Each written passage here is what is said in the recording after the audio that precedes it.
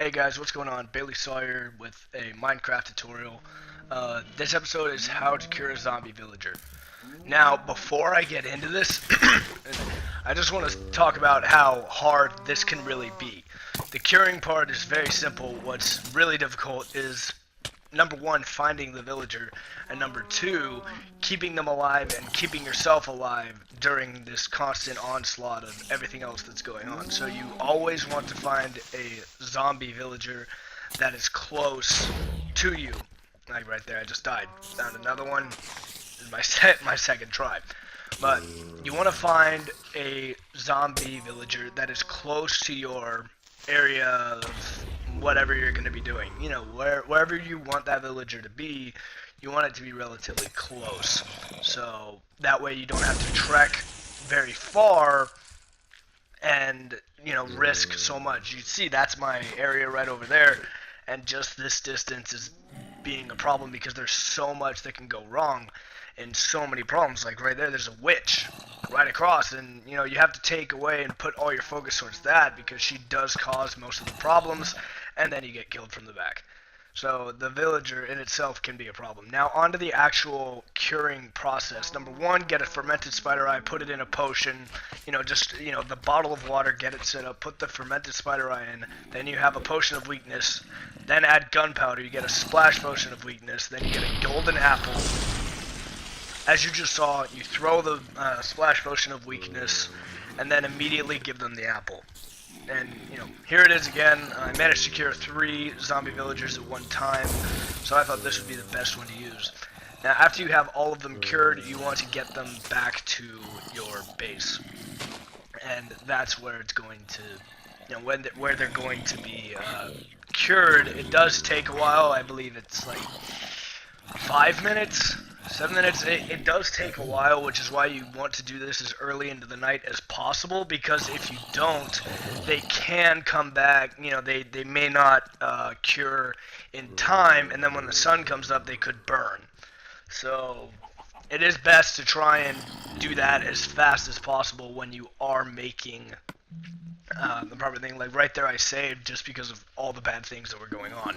It's always good to do that. If you do have a time and you have them all bunched up like that, go ahead and save really quick. That way, if anything happens between that time, you still have the villagers. You're still right where you need to be.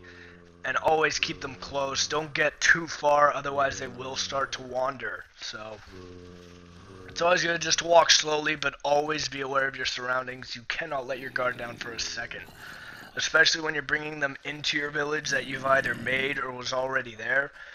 You have to watch out because they will go after your villagers. Now, when it comes to corralling them, this part can be complicated because you do want to have them in a secure place so that way they're not running around causing trouble. My best way is to take an open house such as that one, get them lined up, and then you want to stand right at the doorway because oftentimes, depending on where you're at, they have trouble going inside. So when you've got them, you want to circle around very closely, get right up in the door frame, and just kind of wait. Then they'll bap you in, they go in, you get up top, boom, you got one inside. And then, you know, from here, you can either sit there and wait if you have other ones running around, or there's one that's safe, like mine. My third one is in the water. So I could just, in theory, stay up here and wait, but I decided I really want to try and get this figured out. So boom, close the door. That's not the best thing to do, as I've come to realize, because they will just break it down. I can hear them right there in the back. They're just destroying it. And they can kill you, especially if they gang up. They are a bit stronger than other villagers. I mean, other zombies. Other villagers. Come on now. So you always have to be aware of your health. It just takes a lot of multitasking. And since they've broken down that door, it's definitely more of an issue to try and get them back. But in that case, you can always just use anything to block it. Like right there, I have a fence post.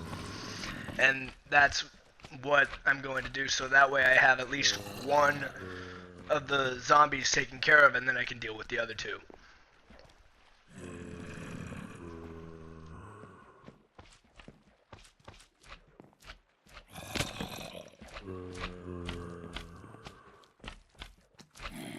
So after you have one of them successfully corralled, you can just go with the other one, or try it again, or just loop them around if you know that you have plenty of time.